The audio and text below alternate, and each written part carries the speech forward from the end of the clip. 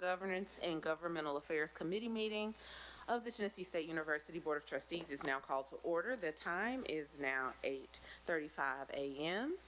I would like to welcome everyone. And Trustee Pendleton, can you please call the roll? I'll move from the trustee to the secretary. What did I say? My bad. What? Secretary Pendleton, will you please call the roll? Trustee Terica Smith. Present. Trustee Winton. Trustee Chapman. Present. We have a quorum. Thank you. We only have one agenda item this morning for the committee, and it is Mrs. Leah Love with the Ingram Group. She's going to provide an update on our legislative matters, a timeline and such for this upcoming session. So this is just an informational discussion. So, thank you. Good morning. As Trustee Smith said, I am Leah Dupree Love, and I'm with the Ingram Group. I'm a consultant with the Ingram Group, and we handle government relations for the university. And so, as you said, this is just an informational kind of session to let you know what's going on and what you can expect when the legislative session starts back in January. The Ingram Group has 4 consultants that handle government relations, and I will be the quarterback for that. And so you will see me most of the time reporting to you and will be your point of contact. If you add up all the experience of all of the consultants that we have doing government relations, it's over 100 years. And the only reason I bring that up is because I do want you to have some type of peace, knowing that you do have an experienced team at the legislature, your voice speaking for you, being able to advocate on your behalf and share information in a timely manner.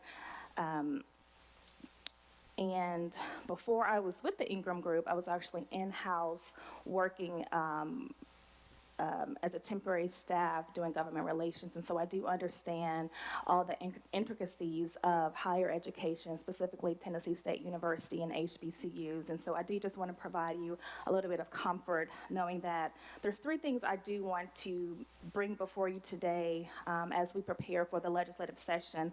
And the first thing is board confirmations. You all have been appointed by the governor, and you are doing an amazing job and have been here for several months, but you are appointed after the legislative session ended, which means that you have to be officially confirmed by the legislature. And so I do not want that to scare you. Every board or commission has to have the same process. And so how that will work is there will be a House joint resolution and a Senate joint resolution, which means that you'll have to go before the House and the Senate each. You'll either go individually, or they may bring you up as a collective and they'll introduce you. They'll say, for example, we have Ms. Terica Smith from Jackson, Tennessee, who is an alum of Tennessee State University, who is deputy mayor of the city of Jackson. She's a local attorney there, and her term expires 2027, whatever that number is. And so each of you will have that, a House and a Senate resolution, and we will prepare you for that. Do not be afraid to do that. Everybody goes through that same process, beginning probably in January when they will file the legislation on your behalf. Someone from the governor's office will reach out, I think through Attorney Pendleton, and they'll let you know the dates that you need to be present, and you do need to be present when they present you. And so we'll work through that for you, so don't worry about that. Are there any questions just about board confirmations before I move on to the other 2 things? All right, the second thing is legislation. Tennessee State University is a state school, so there's lots of legislation that could impact the university. Every year there's roughly 2,000 bills that are filed, and maybe 40 or 50 of those impact higher education. That could be anything from name, image, and likeness, guns on campus, alcohol on campus, teacher certification. There's so many things that impact higher education, and so we will be down there working those bills. If those bills positively impact the university, we'll be working for those bills. If they negatively impact the university, we'll be working against those bills.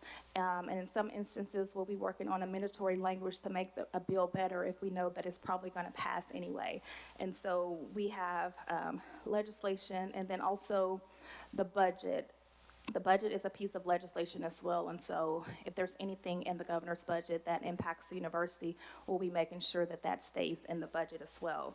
And then the final thing is relationships. There's no secret that we do need to mend some relationships with the legislature and the executive branch, and so we'll be working with leadership with the board to make sure that we're repairing and building those relationships and strengthening those relationships. And all three of those things, board confirmations, legislation, and relationships, fit into a timeline. We're already into that timeline. This month, November, all departments and boards, Higher Education Commission went before the legislature, well, before the governor, and they had preliminary budget presentations. And they went before the governor and they said, you know, Governor Lee, these are things that we want to be in the budget when you present the budget. And so he hears all those presentations from departments and universities, and he uses that process to finalize his budget that he presents during the state of the state. And in January 14th is when the legislative session starts back again. And so the Ingram Group will be there. During that time in January, they'll make board appointments, so we'll know who's the chairs of all the committees. They'll assign offices and appoint the constitutionals. And then I believe on January the 27th, it will be the governor's state of the state.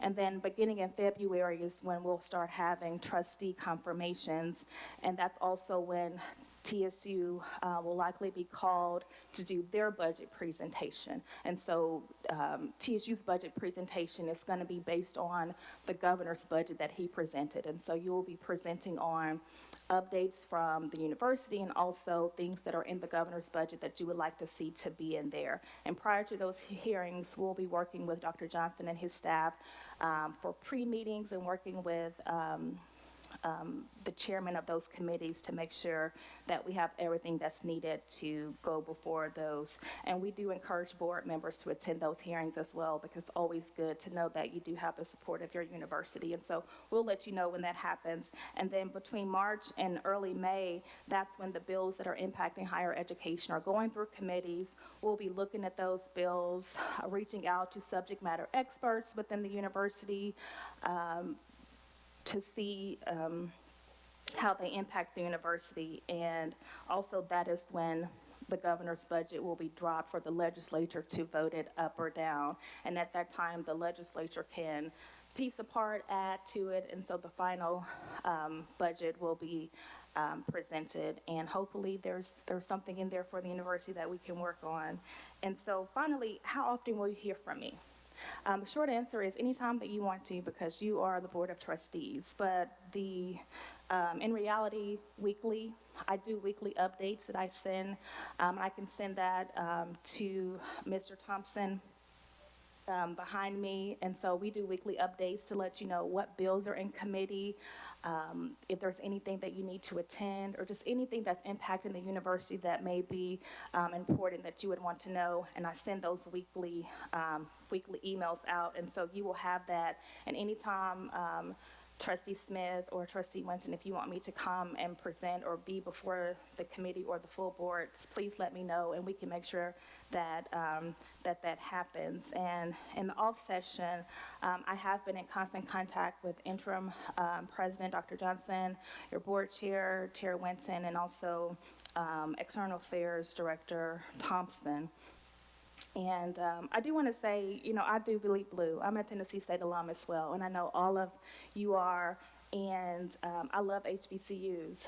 I am a fourth generation HBCU grad. My great-grandmother went to Lane, my grandmother went to TSU, and so I say all that because we do wear a lot. Even though you are Board of Trustees, I'm handling government relations, we still love our university, and we see the comments, we see the committees, people see us out, and it can be very emotional, and it is a lot. And I do want to say that although we carry that, we do have a very serious job to do, and I do appreciate you being Board of Trustees and, you know, me handling government relations and how we all work together as alum, but also having our very distinct jobs. You know, as a board, you set the policy, you set the strategic goals for the university. Dr. Johnson executes those and handles operations, and I am here to report and be that liaison between the government and the board and the president. And so I just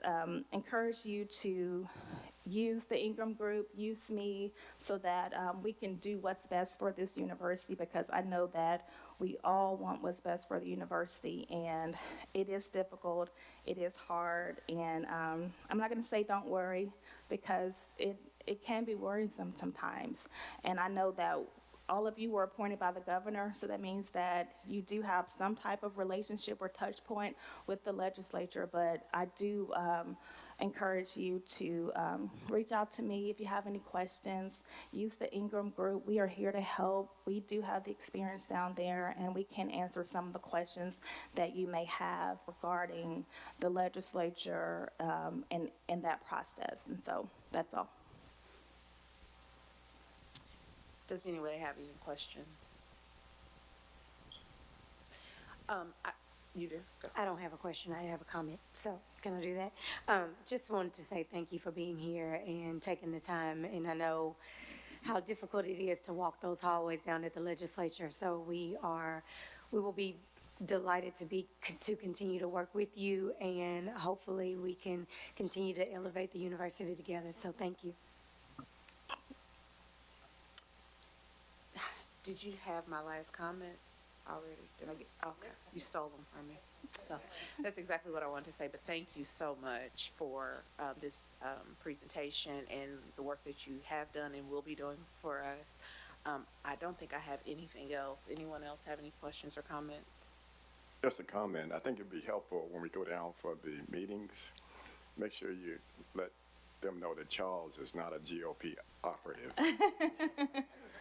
If you can take care of that for him, that would be helpful. I'll make a note.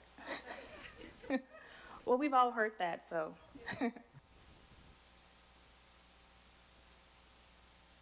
Thank you, Leah. I appreciate that. Thank you so much. You're welcome. I do not have any further business on the agenda, so I'll entertain a motion to adjourn. Second. Secretary Pendleton, will you please call? Oh, we can do it. Okay. All those in favor? Aye. All right.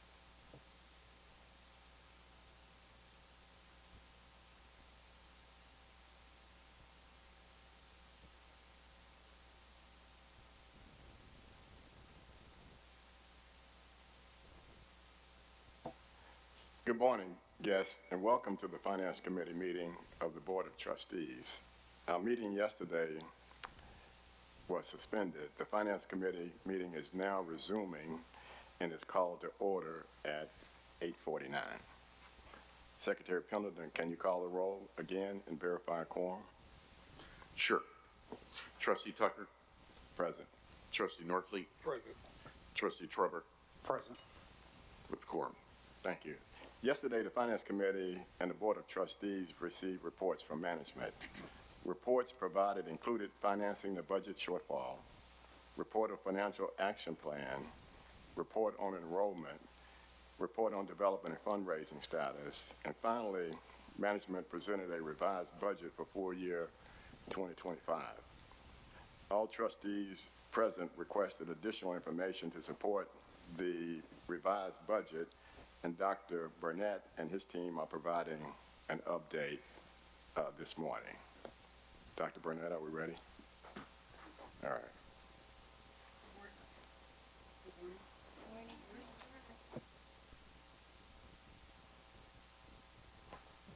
Good morning. Good morning. Good morning, Chair Winton and Committee Chair Trustee Tucker and trustees. I just want to follow up before I bring Mr. Bradley White up to do a deeper dive in the requested budget information. Yesterday, Dr. Qualls wanted to know the number of invoices and the number that was currently outstanding. I have that information. I'm going to just give it to you rather than tie up the meeting, but it was $8 million, well over 800 different invoices of different amounts. But that was what was outstanding yesterday, and I'll provide you with that information. Staff runs an aging report every day, and they keep us apprised of all of those invoices. We work in collaboration with Alvarez and Marsal as to what invoices or which invoices get paid, so I want to make sure I provide that information to you that you requested. Thank you. Chair Winton, you talked about the SID contract and the duties and responsibilities. We have that here. I'm going to pass that on to the secretary for him to get that to you. Again, I think it's critical that we bring those folks on board to help modernize our financial aid department, because that's the touch and feel of the students when they first come on campus. And that group is truly going to help us improve our. Just for a point of clarification, I thought you said yesterday they were already on board. Yes, they Okay. are. Yeah. I was just making sure. Okay, thank you. Exactly. And I don't have your name, trustee, that wanted to know about the financials, all 85 pages, but this is a hard copy. I'm going to give you a hard copy. We've already sent electronic copies. On top of it all, what I want to do is schedule some time where you can sit down, you and Trustee Tucker, all of us sit down with TBR and the accounting staff and go directly through the different financials that we see. And I'll also bring the budget department too, because we look at the budget and the actuals and the encumbrances to get a feel for exactly how much money is available to get through the end of the year from a budgetary perspective. So that's another key financial tool that we use in order to keep track on the daily spendings throughout the university. So I think it'd be best that we set up a meeting and be able to answer some of your questions. I'm sorry. Who were you talking to? I don't know her name. Name? Oh, Trustee Knight. Smith Knight. Okay, thank you. Okay. Are there any other questions that you may have of me? Hearing none, I'm going to bring Mr. Bradley White up, and you can give him an update on the budget. Good morning.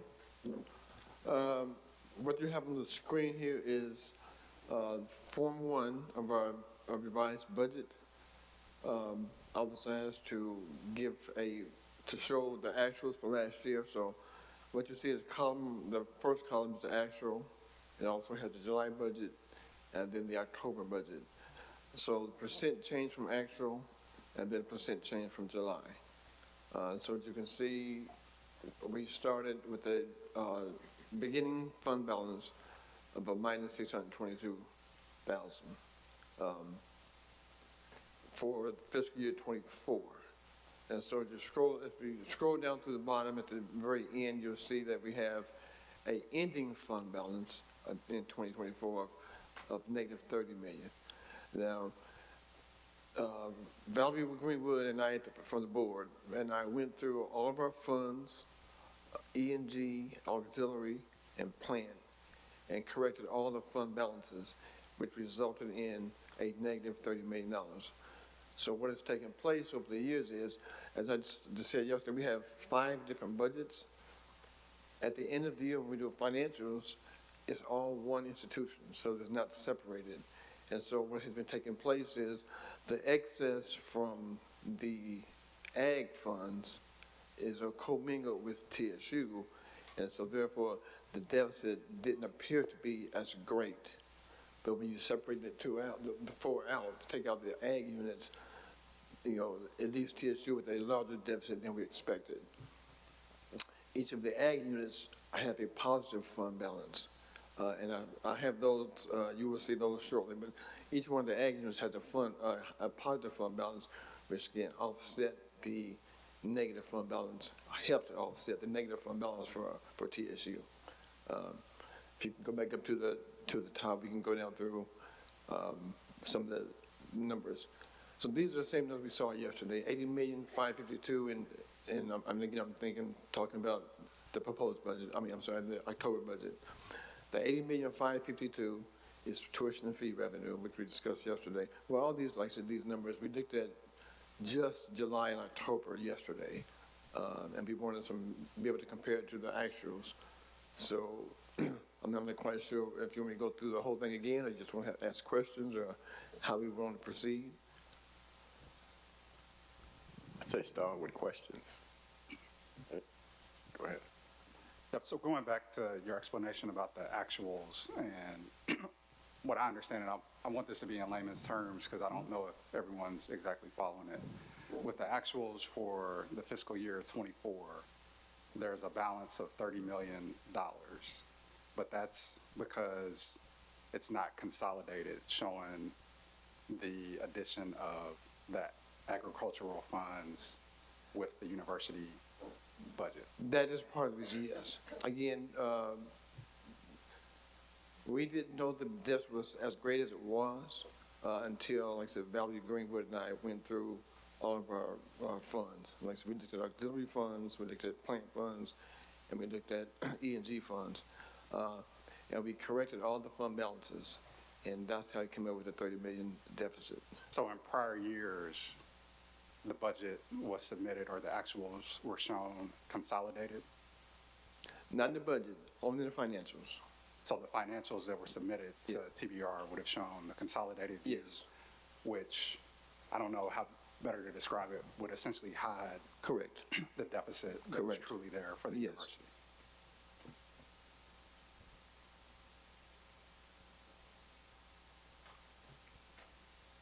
I'm waiting on my copy because I didn't leave my notebook here, so it's coming. But I just want to clarify one thing you said, that the ag funds and the overall university funds, they're consolidated, correct? For financial statement purposes, yes. Consolidated, okay. Thank you.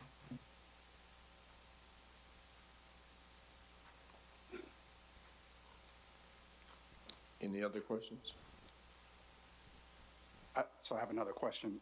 So with this budget for this year, this October budget, and if you scroll down on the spreadsheet that we're seeing, and it shows an ending balance of 76 million. So does this budget not include the $32 million that the state? It does not. When this budget was put together, that was not finalized. Matter of fact, when we was almost finished with this before that even came up. So it's not included, not at all. What, should it be included? If we approve the budget, should that be taken into consideration? Well, it will be included in the estimated budget in the spring.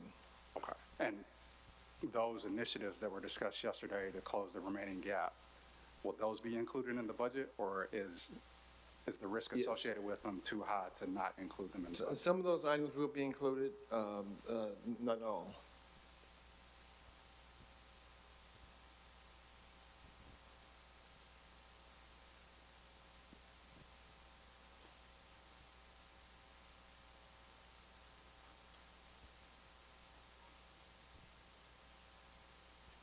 Just give us a couple more minutes to flip through the information. Okay.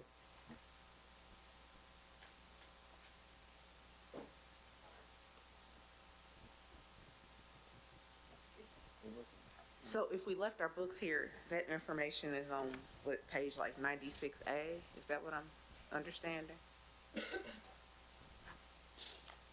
Yes. Okay.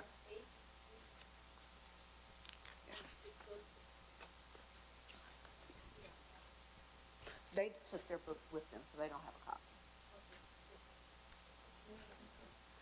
96A. You don't have it? Would it be helpful for him to pull up what you did?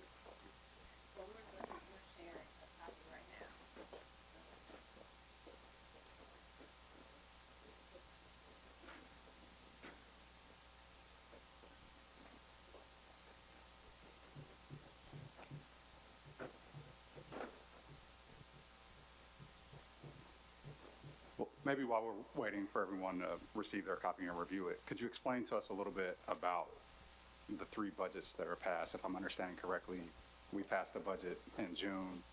That was an estimated budget. We're passing an October budget, and then you mentioned the spring budget. Okay. So there were actually four cycles, well, four budgets, five budgets actually. The actuals included as a budget, but we have, okay, in the spring, I'll start with the spring. We'll start working on the estimated budget for FY 24-25. At the same time, we'll be working on the proposed budget for 25-26. And so you will see on this spreadsheet, there will be 4 columns instead of 3. So the estimated cycle and the proposed cycle is really done at the same time. The estimated is our final shot at getting the budget for the year. And then, of course, with the proposed. So the proposed budget becomes the original budget in July. So it's proposed in May.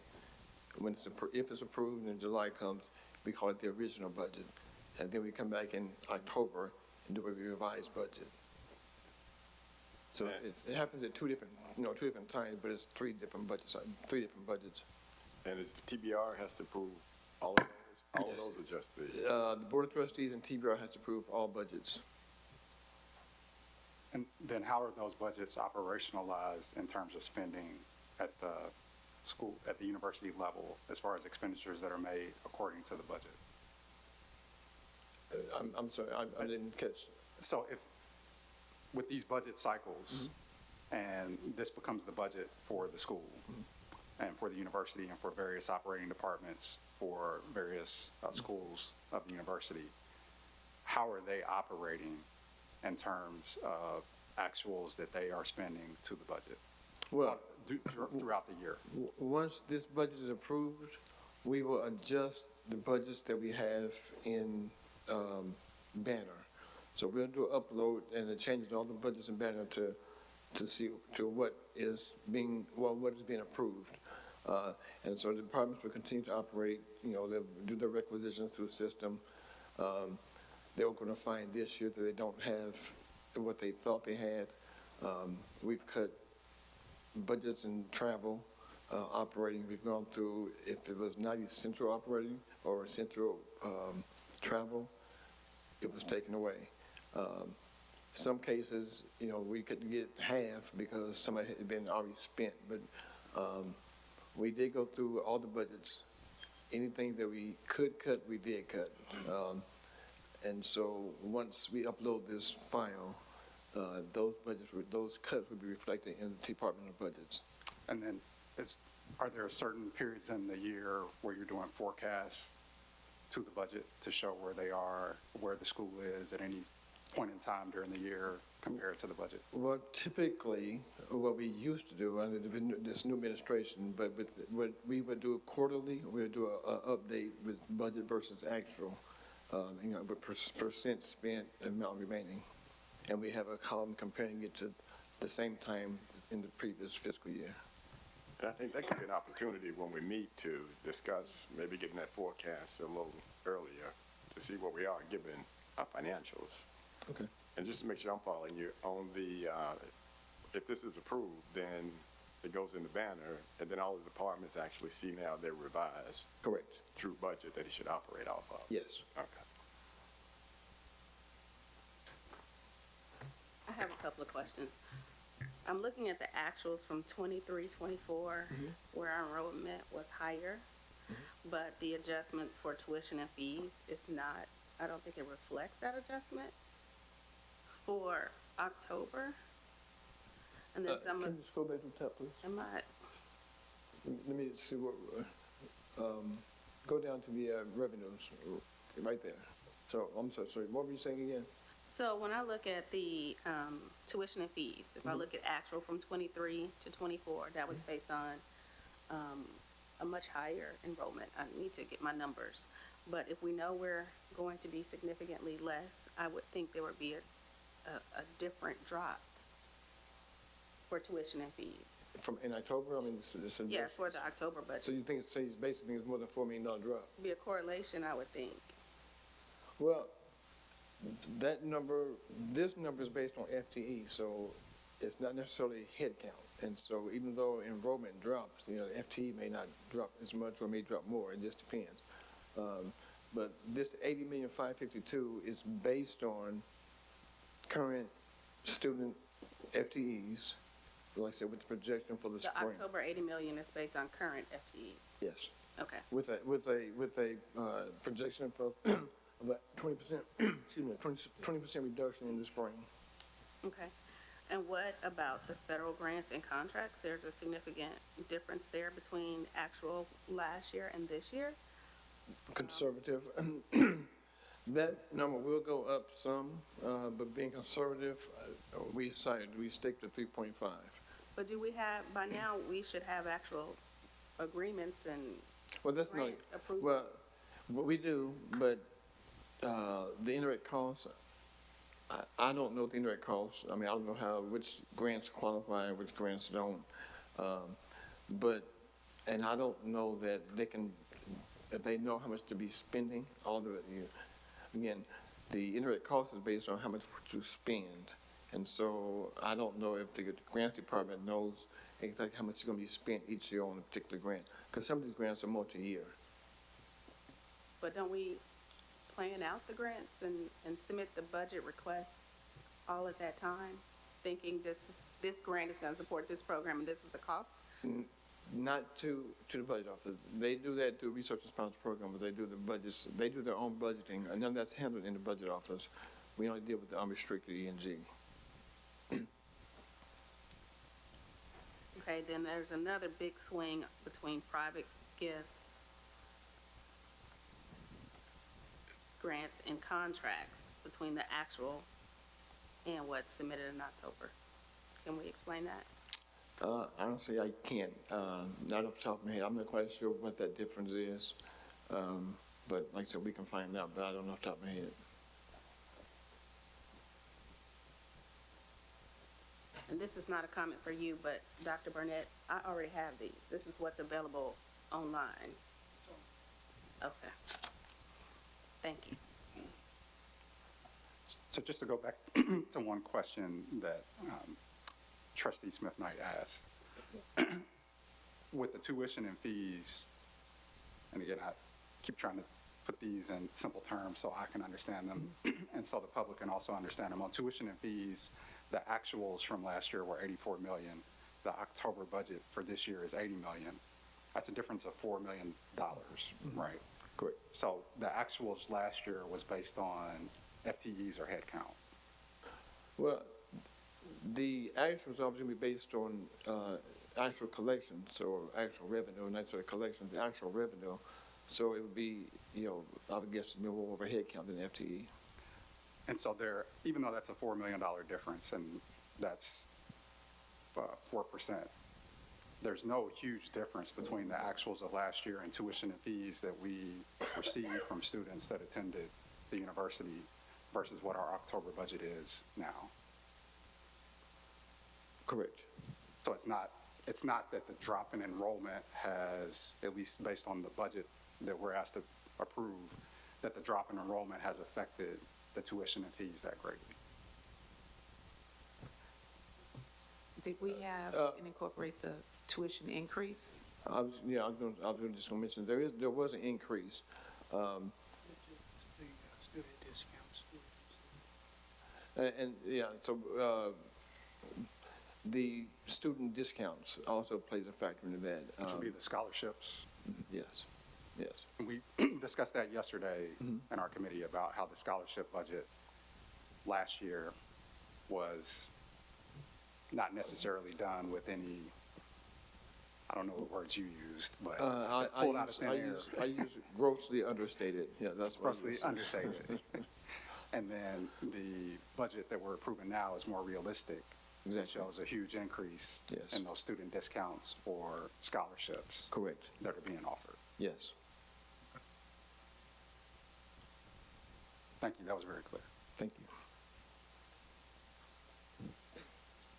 It's very important to allow maybe some additional questions if anybody has something. We'll give it a couple more minutes, but while we're waiting on that one, I just wanted to announce that we had conversations this morning with Dr. Burnett and Secretary Pendleton, And there's a solution already here on this quality control of documents and having access to it where we can have a shared drive and have a device here. And so when everything's updated, everybody's getting the same information at the right time, which will be efficient. And we also talked a little bit about shrinking the board deck a little bit in terms of what's the most important things that we want to talk about completely. But I think it would be a great start to have that in place for the next board meeting where we can go to a shared drive and we can take care of some of this document control issues. Okay. Let's see if that allowed for more questions. No, just make sure you note that, that's all. So, excuse me, I did also send the ag units, their Form 1 budget, their Form 1s. It's not an Excel spreadsheet, it's just straight out of the banner. If you would go to the next, so the Word document, the Word documents. So, again, this one here is, I don't see the name of which one this one is. This one appears to be it's one of the ag units. I'm not quite sure which one. Can you scroll down to the bottom? So this one is, what's the parameters? I'm sorry. I was trying to see which ag unit this is, but I don't see it on the title is not up there. But scroll, you can go back up to the top, please.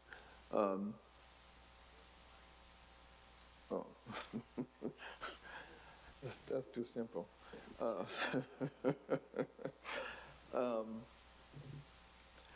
Based on the numbers, it looks like this is probably going to be, and they all got the same name, that's why I can't tell you which one is which. They're all Form 1, but I thought the heading said the unit versus Tennessee State University, but they all say Tennessee State. This one looks to be extension, our extension. But if you, the main thing I want to show you, wait a minute. No, this is not the one, that's TSU. What's your name? That is TSU's $30 million one. Okay, here we go. That's better. This appears to be ag. This is the Minville Nursery Crop Research Station. And like I said yesterday, the main thing I wanted you to see on this one was the change in the fund balance. As I stated yesterday, previously we had always, any excess that they had, we would load into the budget so that it would have a huge amount in their budget, but their fund balance was low. And so after working with the board, we were advised we probably need to budget what they're going to spend this year and then let the fund balance grow. So at the bottom of this form here, you'll see the fund balance has gone from, you went too far, please. Right there. You go from $1 million to, whatever that is on the screen. Oh, yes, right here. So go from 98,000 to 1.1 million. And so every year is probably going to grow because they haven't been spending all their funds. So that's going to grow. And each one, you can go to the next one. Each one of the ag units is virtually the same way. Go to the next one. The next slide, the next. And so this one here, again, same situation. This fund balance is lower, and we didn't increase the expenditures, and so that the fund balance does increase.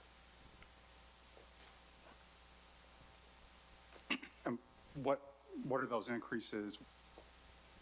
Well, so you take your beginning fund balance, you add any revenue.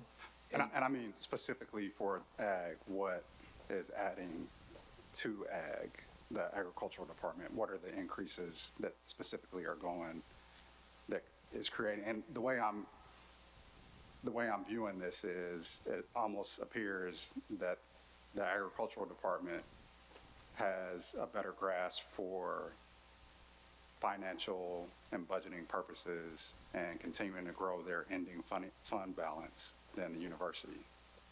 Well, I wouldn't say that.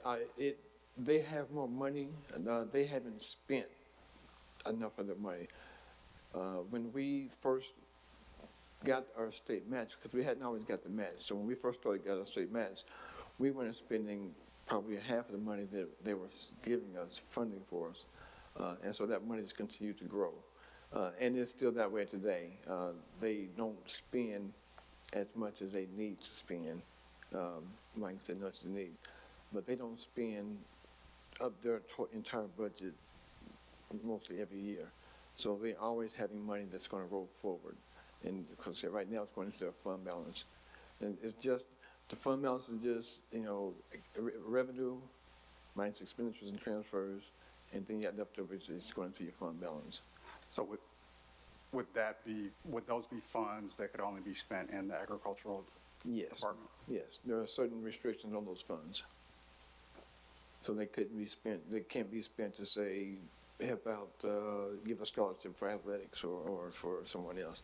It has to be ag or ag related. But are you saying there are projects or things that they should be doing with those funds that they are not, or is it just they are? I'm and not what I'm saying, they're properly budgeting and. I'm not saying that they're doing things they shouldn't or they're not doing. I'm just saying, We have Dr. ready? Reddy here. He's Oh. ready to come in and answer those questions. Okay, Dr. Reddy's here. He can, he's dean, so.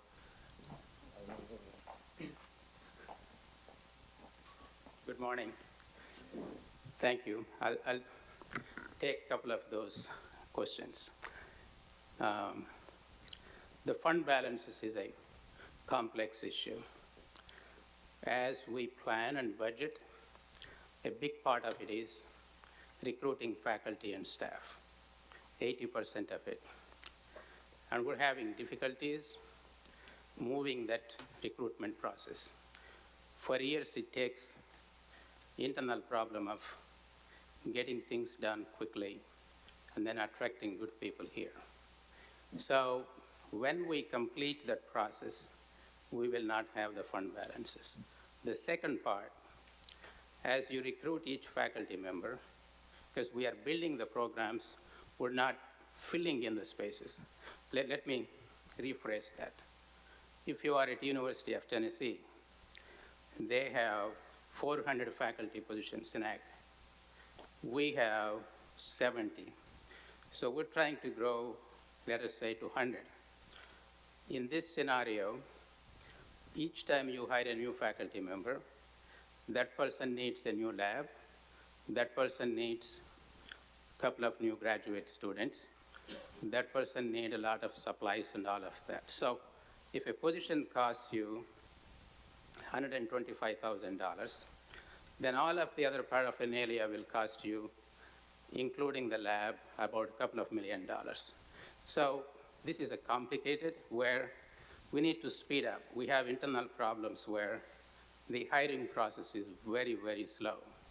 We had discussions with the new president and with the old president, and the way the other universities are able to handle this, because our funding is increasing, and we will actually have a request out there to double the funding.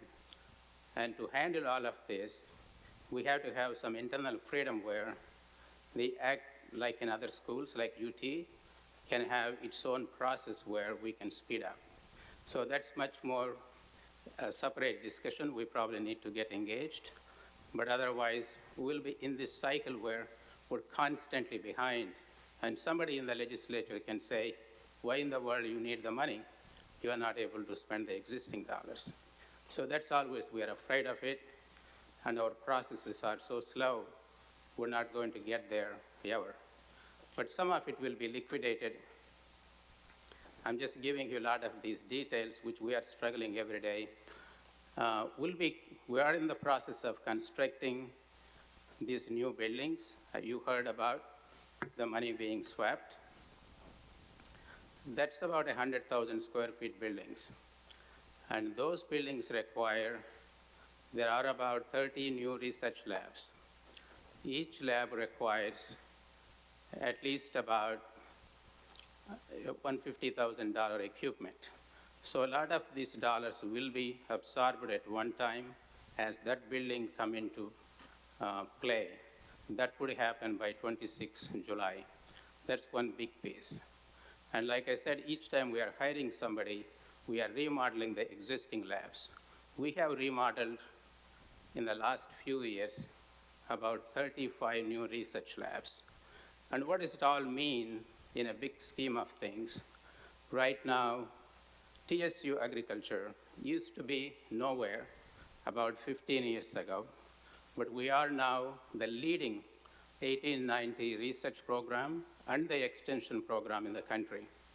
And we have been multiplying the dollars the state is giving by bringing in the external dollars. And you hear about in the news media that TSU has $100 million grant funding, $50 million grant funding. All of that is, I can tell you, is from the agriculture, much of it.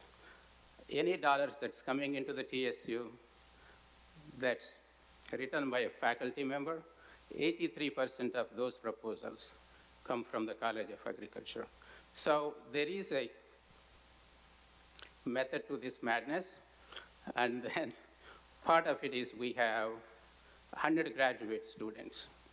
And those students, we spend about $3 million supporting them. And so those graduate students bring in, not only as a graduate student, but the THEC funds, because you are graduating higher level, a graduate at a master's and PhD level, the payout, pay-in or payout for the TSU, because of that, those graduates also increases. So there is a lot of ways the university is benefiting. I know President Johnson mentioned the indirect cost, but beyond the indirect cost, there are a lot of these support things that happen. The graduate students and the undergraduate students. We have right now 60 undergraduate students that are paid as dean scholars out from these funds. So a lot of these things will multiply as the time goes, and these fund balances will be absorbed. So I'm sorry, thank you for giving me the time, but if you have additional questions, I will answer it, yeah. Yeah, I'm sure. Thanks for taking time to speak to this. How does the overhead allocation that comes to you impact your organization? So let me understand the question better. Overhead. So the external competitive grants, they do bring in anywhere between 22 to 40% indirect cost. That goes directly to the university. And then as most of the people we hire, I know Bradley White can tell you, in the College of Agriculture budget I was talking about, there are about 70 faculty positions. But about 60 of those positions are funded by these research dollars. There are only about around 10 or 11 positions that are funded by the E&G budget. And so the entire college budget is more or less run by these state match funds or the federal dollars. And a lot of other things. I don't know how much time you have. Let me tell you. Something like this facility here. This facility is built by the federal dollars. And as I'm not going to tell you the long stories, but the facility was messed up by the university misuse, not by the college. So we ended up spending $1.3 million, see what you see here, to get you are able to enjoy this new facility. So all of these facilities in the College of Agriculture, we have 5 buildings. All of those buildings are essentially built by the federal dollars. The state dollars came into play more recently. During my time here, since 2014, we began to get some funds in 2008, but they fully matched in 2014. Now there is a proposal by THEC and by the finance department of the state to double that amount. So we are having the plans, we're discussing about how we are going to absorb those dollars. So it It's being constantly discussed and constantly we are expanding, and that's going to add the value, the brand building. One of the key things I will add here, the outreach program the AG is having within the state of Tennessee. We are right now in 60 counties. We're expanding to 95 counties. What does it mean? It means not only we are serving the small farmers, black farmers, or citizens, but there is also a political aspect to it. Because every representative who represents a county or district, they know that TSU is out there helping the people they serve. So that gives us the political support within the legislature. And that's how UT has been having. That's the same thing as a land grant institution we should be doing. And we did not have that opportunity all these years. So we're slowly getting there. Thank you. Thank you, sir. Thank you.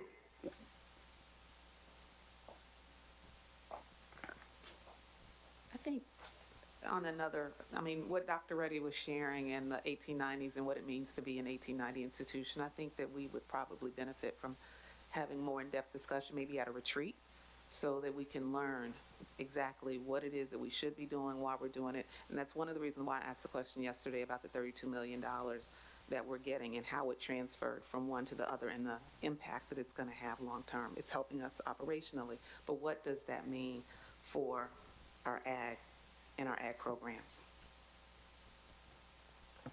Now, I think yesterday you indicated that TBR has worked with you and your department to develop the budget that we're seeking approval Yes, on, right? correct. And I think I heard you say that there were maybe 2 or 3 questions submitted by the TBR that they wanted you to respond to relating to the budget, I believe. Oh, yes. Yeah, could you share what those, in case we missed something that Yeah, they saw? that's a normal process. For example, I think on one of the ag units, we was, I guess with the Keystroke area, we was off on the amount of the appropriation. So just change the appropriation amount. These questions are normal. It's not anything major. It's small things. Something like the auxiliary units don't match. It was $100 difference due to rounding, those kind of things.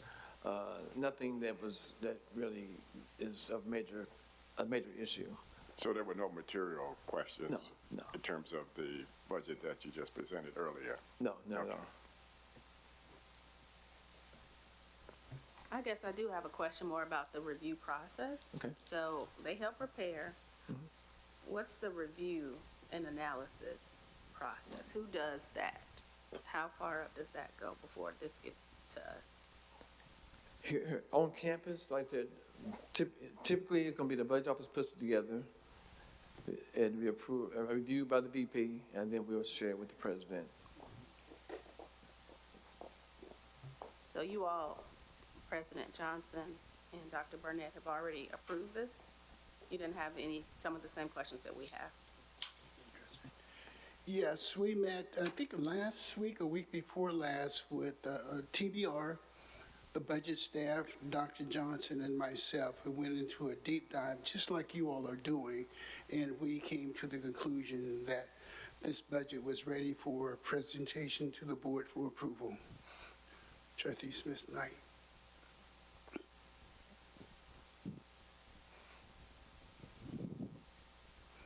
Okay. Thank you. Are we moving on to another agenda item? No, we were going to make a motion for the committee to move forward with the Okay. proposed budget. Okay, I have some questions after that, not related to this. Not related, okay. I recommend to the full board the approval of the FYI 2025 revised budget. I'm sorry, to the committee, Finance Committee. Okay, so not the full board, that's coming up later. So as I understand, you're recommending that the Finance Committee, you're making a motion that the Finance Committee recommend to the full board the approval of the FY Well said. 25 budget. Okay. I move to approve the full year 25 budget as presented. Okay. So this is for recommendation. Ultimately, the board will vote on it at the board meeting. Right. Okay. Second, and do we need to take a roll call? Yes. Okay. Yes, on the budget, we need to call it roll. Take the roll call. Yep. Trustee Tucker. Approved. Trustee Norfleet. Yes. Trustee Torber. Yes. Okay. I think the next step would be to adjourn the finance committee, and we would need them. I'm sorry. Is there any discussion? Go ahead. I have a question about something that Mr. Burnett spoke about yesterday on the contracts. Yesterday, you say we were canceling contracts, we're getting rid of contracts, we're canceling contracts, and, it's really not just that simple to say this contract is canceled, right? There's procedures that you have to follow to mitigate and eliminate risk. So who is reviewing the terms of these specific contracts to ensure that proper procedures are being followed to terminate these contracts? And have we figured out if there are penalties or payouts? Okay, so can you explain that process? Excellent question, trustee. We work with the general counsel, and particularly Jeanette Brown, in regards to the contract that's in place. Procurement, Joel Sims and Jennifer Nelson over in the procurement office, and the particular party or the department who owns that particular contract. We get together, talk about the commonality or the inconsistency of the contract. Some contracts that have been brought on campus, we found out, are just no longer needed. But when we go into the covenants of the contract, most, if not all of them, have a termination clause, and that's pretty much why legals is involved. And we work with all of the parties to include the vendor, and we give them the reason for terminating the contract. Most of the contracts that we've terminated are automatic renewal contracts. If we don't do anything, it just keeps coming, and the vendor keeps sending the invoice.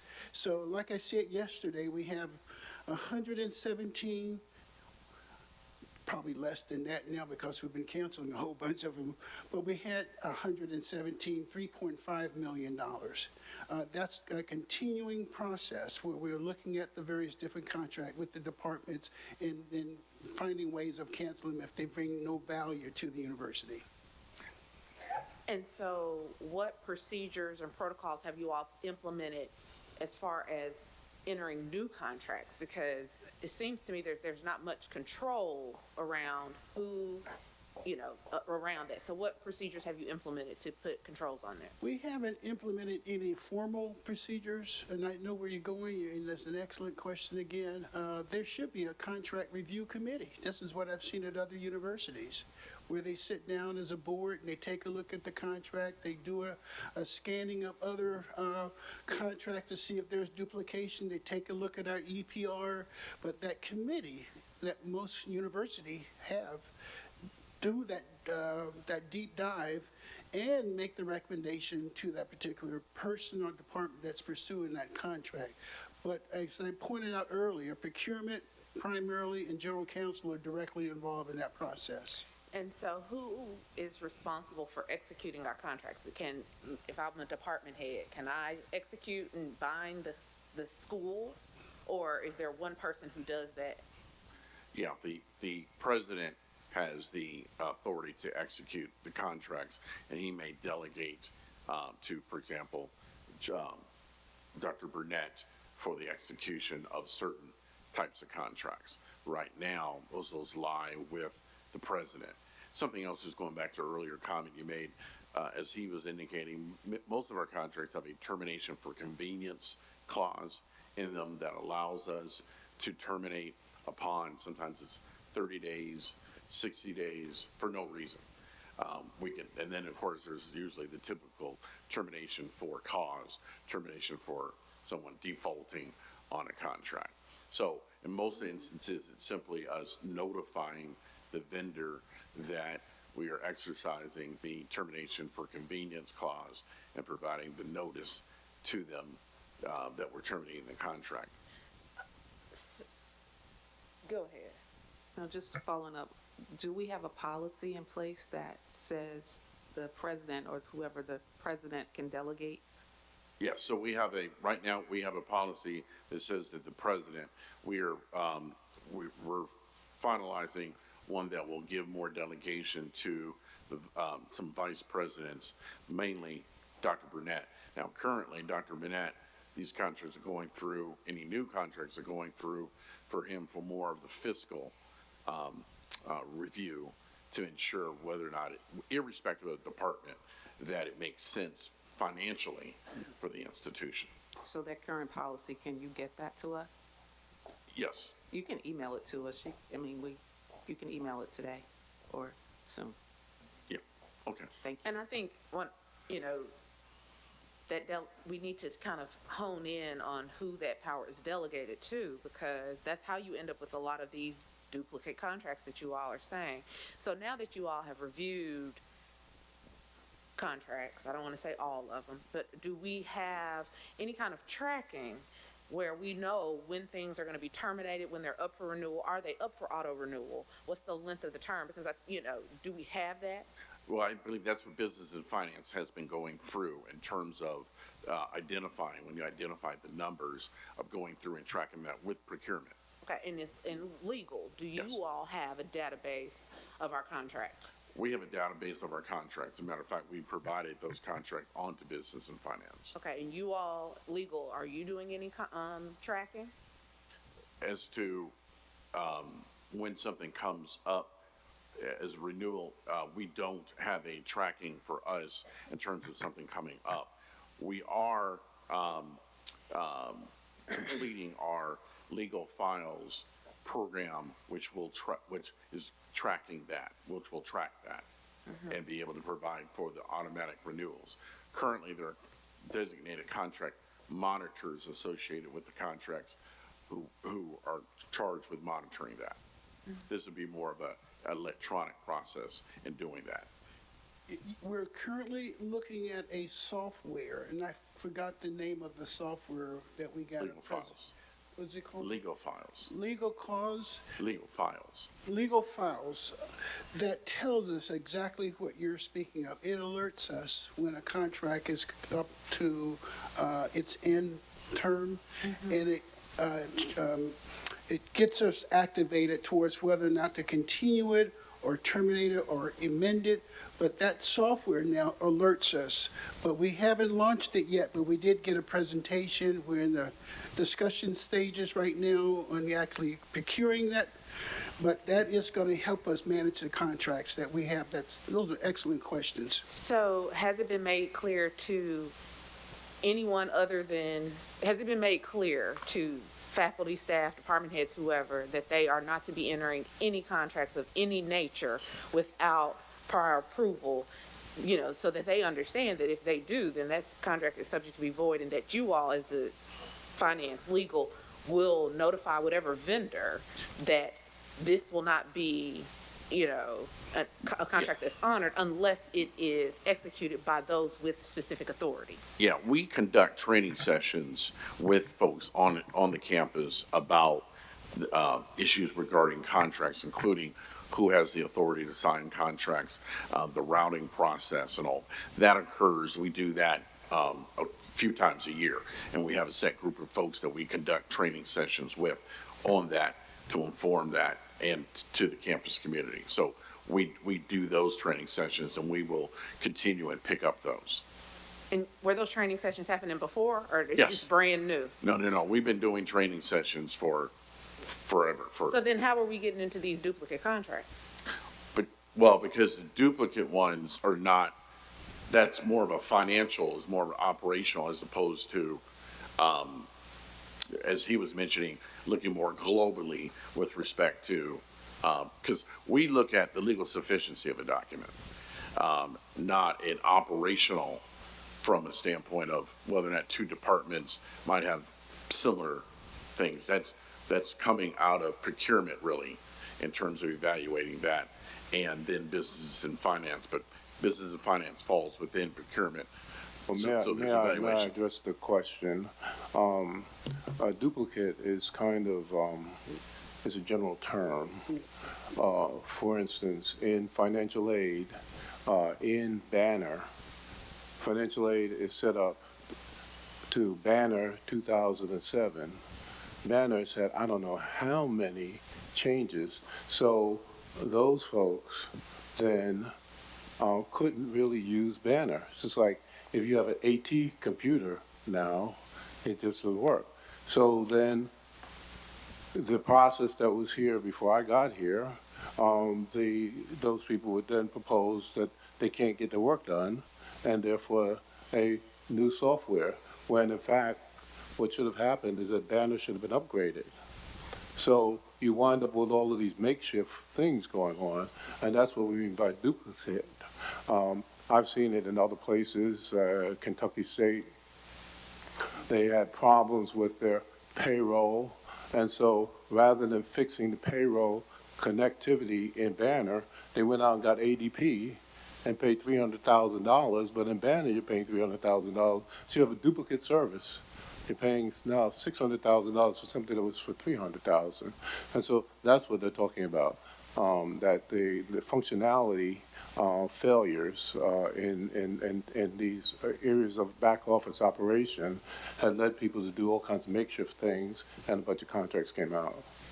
Okay, so I guess I would like to see, I guess, a clear policy on the contracting process that should be communicated to faculty, staff, everyone. So then if that's the case, then it should be easily communicated to us so it's clear, because, you know, we have to be careful about binding the school to financially, and that just can't be done haphazardly, because see where we are, right? And then we have to figure out how to terminate contracts that will have potentially have, you know, financial implications. So can we tighten that up?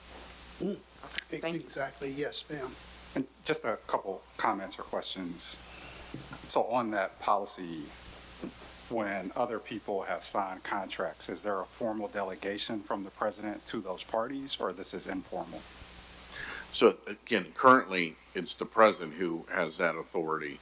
We have reviewed and looked at sort of the delegation structure at some of the other LGIs. So sometimes part of this is a carryover. President Glover wanted to be able to execute all of those. We've talked with President Johnson, and we've looked at some of the other LGIs in terms of their delegation structure, and have crafted something that's more along the lines of many institutions. Really, you have your VPs, and even sometimes your certain directors that can sign certain kinds of contracts. And then sometimes it's based upon category at other institutions, or also then the amount. And so we've crafted something similar. We've looked at MTSU, we've looked at some of the other institutions and what they have with their structure. And this would be a policy that finance would own, correct? Yes. Because it would be a financial control. Yes, it Yes. will. Second, and you mentioned that a lot of our contracts have termination clauses. When would we seek a termination clause versus not seeking a termination clause, just generally? And can you describe circumstances where we might not have termination clauses, and maybe some reasons why we wouldn't have them? Well, I know in our standard agreements, we have the termination for convenience, because we want that flexibility to be able to terminate.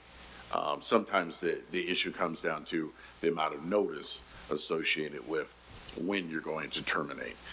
We want to obviously be able to have as much flexibility as possible, and have a shorter duration for that period of time that we can do it. So I'm just thinking of most of our contracts, again, we have, that's a standard provision that we have in there, unless there's a reason where we get with the contracting party that's opposing that, and that becomes an issue. Or sometimes you may get, you know, it used to be with Microsoft or with certain big companies that are going to come in and they're going to say, this is the deal. Well, and to that point, when we have the termination for convenience clauses, would that be without any termination fee associated with it. It would just be a termination for convenience, and then we could move on without having to pay any type of penalty. Exactly. Okay. And then. As long as we provide the sufficient notice. Right. And as you mentioned, I would imagine, if you're dealing with, the Microsofts of the world, the Walmarts of the world, very difficult for us to have leverage over them. But as a state institution, when we're not dealing with parties of that magnitude, we would have the leverage over them to enforce. and Yeah, I see mean, I that commonly say that people want to do business with us. And if you want to do business with us, and that's why what we always do when we have training sessions and what we provide are standard templates. So we say, use our templates. And also what we can say, these are standard provisions. So it's not personal, and we're not trying to simply get over an individual contracting or vendor, that we're saying these are standard provisions. So you just said when you're having trainings with whoever, you're like, here are the forms we want y'all to use. Shouldn't be delegated down. That should be something that's maintained by finance or legal, right? Right. What do you mean delegate it down? So, no, what we're talking about is some of the people who are like more on the front lines, who might trigger or start looking at doing a contract. Then, as that moves then to the process of their contemplating whether or not their dean is looking at doing something, or the VP is looking at doing something, what we're saying is these are the standard templates and the agreements that the institution uses to contract with vendors. Usually those are, we have like a professional services contract, which is a standard professional services contract that contains all the standard provisions in it. That we want folks to use in the event that they are looking at doing a contract with the vendor that would be for professional services. So in that contract, we have the provisions that are already built into that. And there's a difference between what you are doing in terms of structuring and starting it versus who's going to ultimately execute the agreement, which currently is with the president. I think you can add more clarity, Secretary Pendleton, if you walk us through the contract execution process that is currently in place here at Tennessee State University. Yeah, so the current process starts if, in fact, let's say a department or a college wants to do a contract with a particular vendor, okay, then they would utilize and go to our website where we have the contracts posted on our website, the templates, pull those down, insert in the parties, and then they would forward it, because before it gets really to us, we need to know whether or not this is something that the college wants to do. You might have a department wanting to do it, but the dean says, that's not something that we want to even go to. We don't need that. Or maybe the dean says, well, this is good, but then the vice president will say, no, this is not something that we need. So we first get the sort of operational financial approval, make sure they have the funds available and all of that. Then it would come to our office for the legal sufficiency review, and then ultimately then to the president for the execution. And along those lines, like I said, more recently, Dr. Burnett getting involved in even more so of those from a fiscal standpoint too. Just as a suggestion, since there's a lot of conversation around contracts and process and approval, is it okay with the trustees that we park this one in either the audit committee or the finance committee? I think she voted for the finance committee to review the procurement and contracts and then ensure that the right process is in place, and then share that with the rest of the board. Would that be a fair next step? Can I Okay. ask this? Yes. So, Trustee Tucker, in parking this conversation though, as far as the finance piece goes, I do think we have access to great consultants. I'm sorry, Jim. That they have seen this. There are templates, there are blueprints. So if we could utilize them to help us create systems and processes that work well, let's consider. I agree 100%. We don't have to reinvent the wheel when we can already use a best practice. And we have met with, Jim and his staff, met with Ingrid and his office to talk a bit about the procurement, what's kind of going on currently, the procurement and how that relates then with the contract. So we've already started and had those conversations. I agree. Yeah, we can add that to the list of discussion when Madam Audit Chair and myself get together with you and also with Jim to talk about how we can get better visibility into some of the financial concerns that we have in terms of reporting and also talk about some of these opportunities to share best practices that are out there. Excellent idea, Okay. Trustee Tucker. Can I make a modification to that and add some information about Title III? We have heard at least 4 times yesterday how things are being paid for out of Title III funds. So if there's any plans to get some insight on some of these other issues, I would love to see a little more insight in that as well. We'll add that to the list as well. Thank you. Excellent idea. Okay. Thank you, Dr. Burnett. The floor is open for a motion to adjourn the Finance Committee meeting. Uh-oh. I I'm had sorry, I didn't see my mic on before you said that. you got there in time. Go ahead. So question, are you keeping an action item list of all of the things that we've been requesting and follow up on? Yes, we keep a list. We have that list. Okay, I'd like to see kind of where we can access that list to make sure that everything is on there and we can kind of do a dashboard to see where we are and where you guys are, the administration is, management is in completing those tasks. Okay, sounds good. Great suggestion, and we can add that to the board deck and appendix with an update on it. Red, yellow, green if it's red, if it's not on track. All right. Okay. I move to adjourn the Finance Committee meeting. Second. Do we need to take a voice? You can do a voice vote. All in favor? Aye. Aye. All opposed? Thank you very much, everybody, for your time, and we'll move into the Audit Committee. After a That's all 5-minute on the break. board chair about the break. I'm done. No, we'll start back at 10 o'clock, please. All right.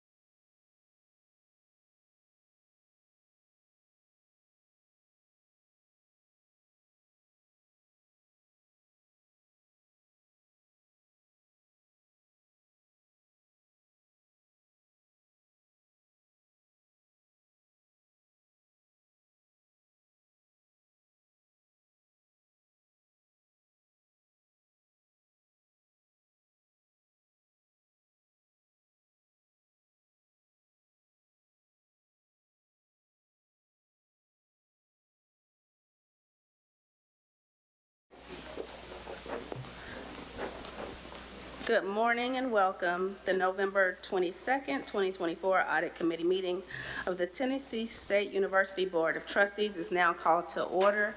The time is 10:03. I want to welcome everybody. We've been here already. I think the committee members are Trustee Marquita Qualls and Trustee Charles Trauber. But I think we still have to call the roll. Secretary Pendleton, will you please call the roll? Trustee Smith Knight, Present. Trustee Qualls, Present. Trustee Trevor. Present. We have the quorum. Thank you. The first item on the agenda is the report on internal and external audit items. The materials for this agenda item are included for your review in the board materials for this meeting. President Johnson and Dr. Forbes Williams will provide information in connection with this agenda item. This is an informational discussion item, so no vote is required. President Johnson, Dr. Forbes Williams, I'll turn it over to you. Good morning. The report of internal and external audits. The report of action is provided on page 166 through 194. The report is summarized starting on page 195.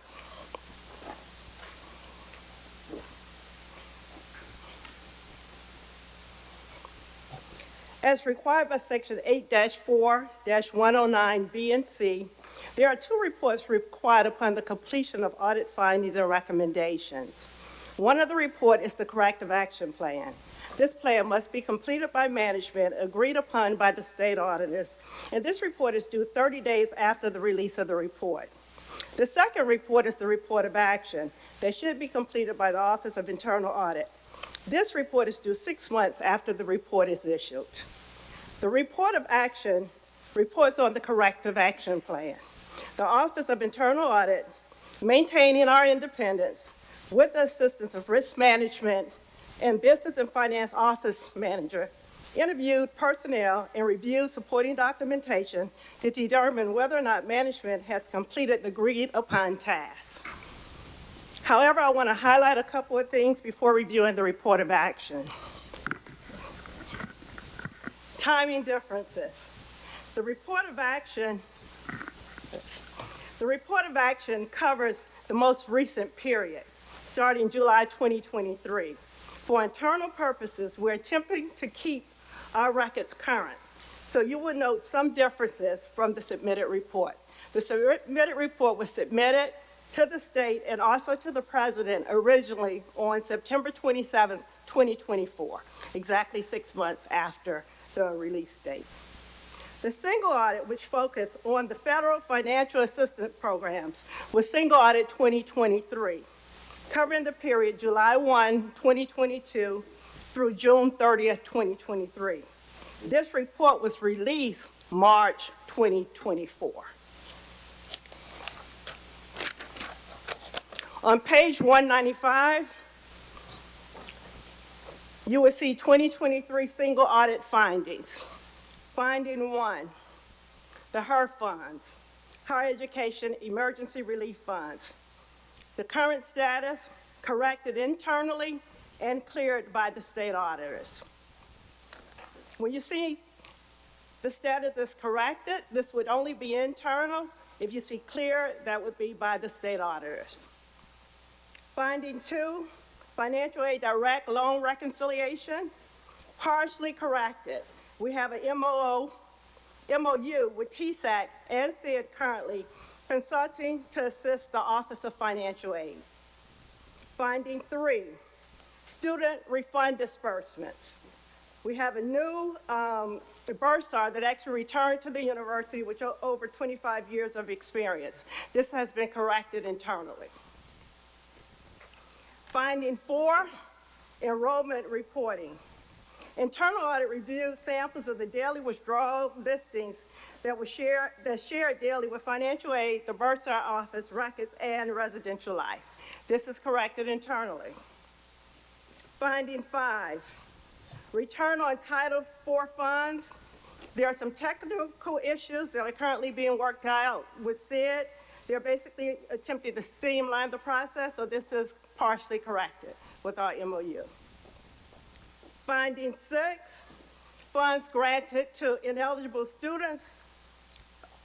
There has been a new system that has been implemented. At one point, this was an automated system that was not working properly. They changed it to a manual system, and now it's a new system that's been implemented, so that has been corrected. The single audit, we have a total of 6 findings, 1 cleared by the state, 4 cleared internally. Any questions on the single audit findings? Which one is cleared by the state again? Finding number 1, higher education emergency relief fund. And keep in mind, the state isn't always here, so basically, they have to come back and take a look at it again. On page 196, the FY 2022 audit, financial and compliance audit, which examines financial statements in compliance with laws and regulations. This covered the period July 1, 2021 through June 30th, 2022. Again, this report was not released until March 2024. So we're talking about information that's almost a couple of years old, okay? Finding 1, management lacks appropriate oversight. Partially corrected. We have an MOU with TBR to assist with the Office of Business and Finance. Finding 2, controls over bank reconciliations. This has been corrected internally for FY 2024. However, it is projected to have a repeat finding for FY 23. Okay. Finding number 3, errors in the financial statements. Partially corrected in reference to the MOU again. Finding 4, construction projects, corrected and cleared by the state. Finding 5, tuition and fees were not properly identified student withdrawal dates and types. I'm sorry, back up a minute. Finding 5, tuition and fees appropriately charged. Again, the Bursar office has worked closely with IT to correct the fee errors that was in the system. So this has been corrected. Again, this will probably not show as being corrected for FY 2023, but it would be corrected for FY 2024. Finding 6, properly identifying student withdrawal dates. Again, this was a manual process. They've changed it now to a shared drive process. This is partially corrected. Finding 7, student debt collection procedures. There were 3 external collection agency contracts that were pending signatures at the time of the internal audit review. So this is classified as partially corrected.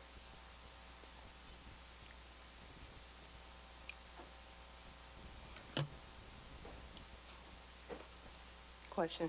Oh, yeah, I think, so what's in the book, there may be some updates apparently, which I think that's across the board what we're experiencing. I do have a quick question though. I know we're saying university ultimately, and as you're explaining some of the ways to address it, you're naming the departments that are responsible. Those details are included in the report. Mm-hmm. The actual departments, the interviews, the procedures, what they committed to, and actually what we reviewed. Okay. That's all included in the report, yes, in the detailed report. Okay. And then I just want to make sure, partially corrected, is that based on those department leadership? Yes. Or is that somebody else that approves and says, yes, this is Oh, absolutely? no, that's based on internal audit review. Your review. Yes. Thank you. Just to, you said finding number 7 was partially corrected? Yes, basically, the contracts are pending signatures. We do have the contracts for the external collection agencies. That's what management committed to do. However, the contracts had not been signed at the review by internal audit. However, we do have the contracts. And this the moved from contracts not was corrected, that- this moved from not corrected to partially corrected since you submitted this material? Yes. Okay. Will we be able to update this material to make sure, board materials have been posted, will we be able to update this material to make sure that the public sees all of this? Secretary Hamilton? Yes, we can have it, we can have an updated, this is at the time she submitted her materials for, I understand. okay. And like I mentioned earlier, I real would like to quick. keep it current, just so Thank you you. can know exactly what's going The on in the report, process. the actual report itself denotes that, but the summary sheet is different from these sheets, Yeah, okay? it went back for it, yes. Yeah, so if you could just update the summary sheet to reflect what you have in the report, that would be great. Okay, Just note We can. there's an even more updated summary sheet than what is in the book. That's the challenge. And I just, so everybody's clear, she is required to submit her report like a month before. And throughout that process, there are additional updates. And she's giving us real-time updates, but what has been submitted in the 4 updates?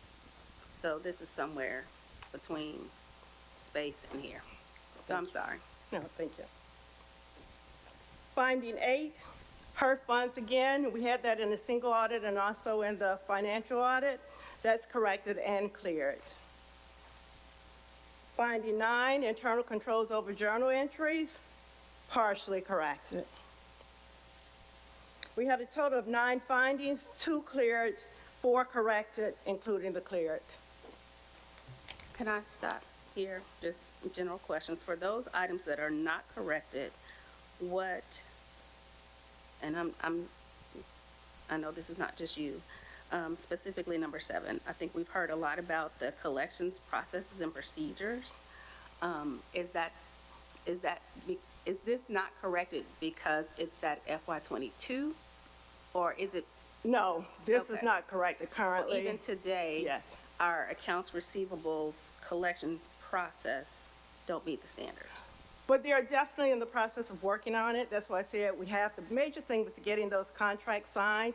And the contracts, to my knowledge, I think is with Dr. Burnett at this point. So we do have the contracts. And I believe it goes from Dr. Burnett to Attorney Pendleton. And I think that would finalize that, and that would move to correct it. Yeah, because everything else is in place. They just needed the contract signed.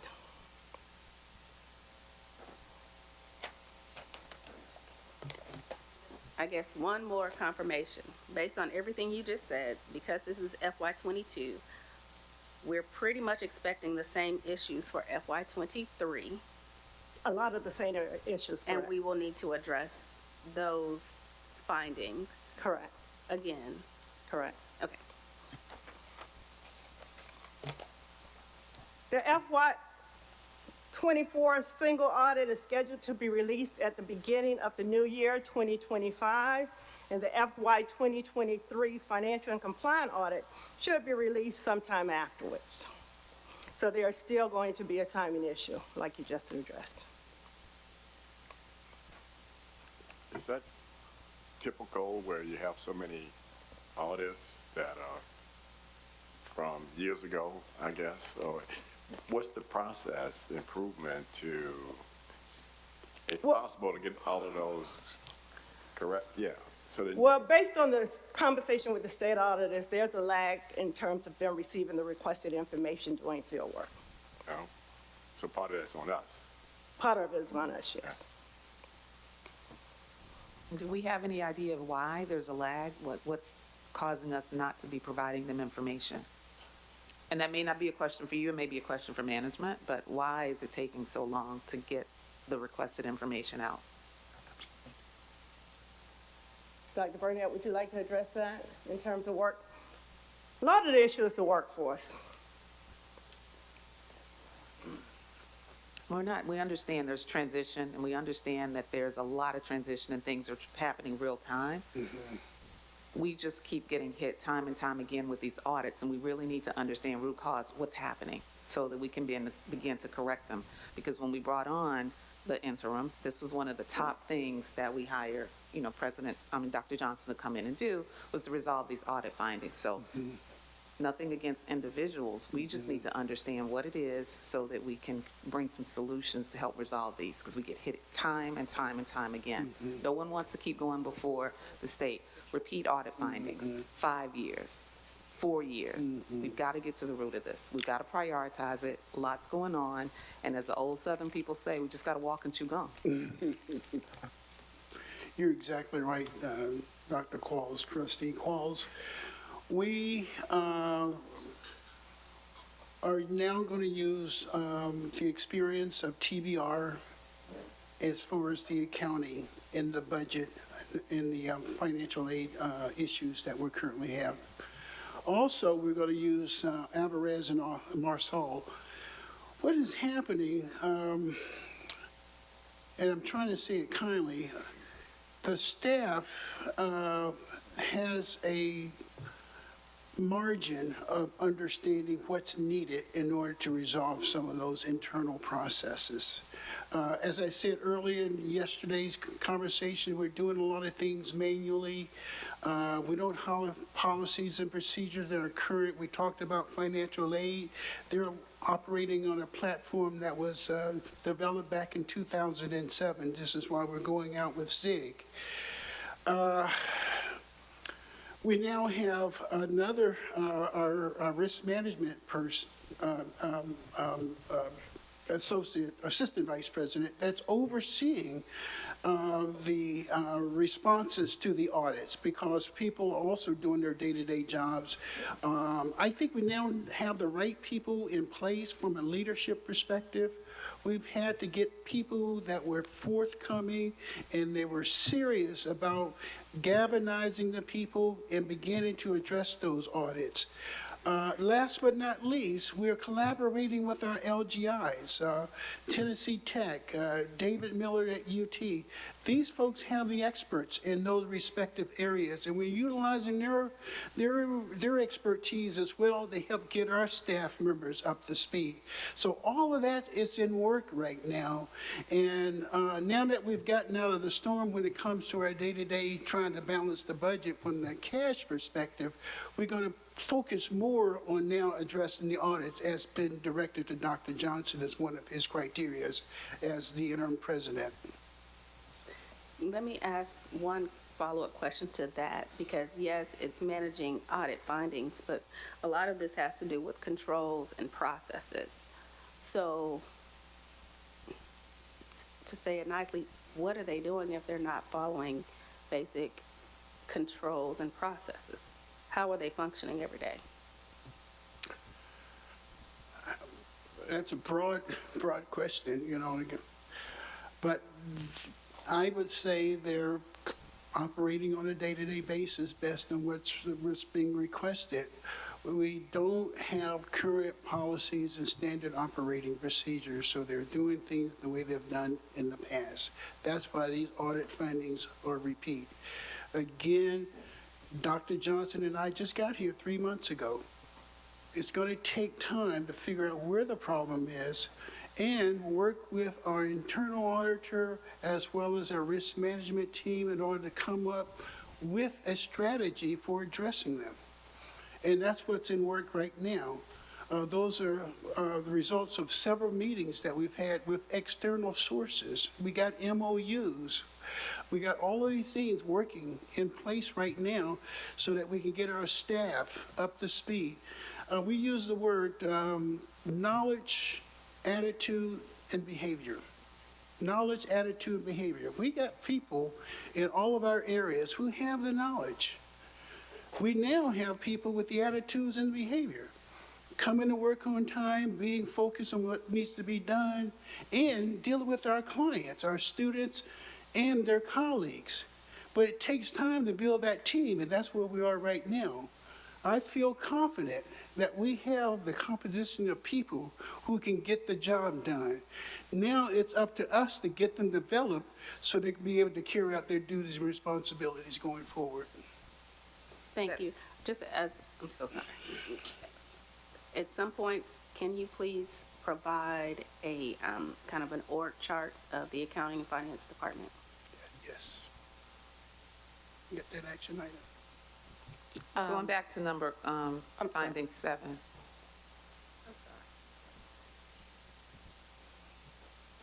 So I know at our last board meeting, it was identified that you did not have enough staff. That was one of the issues that we talked about last time.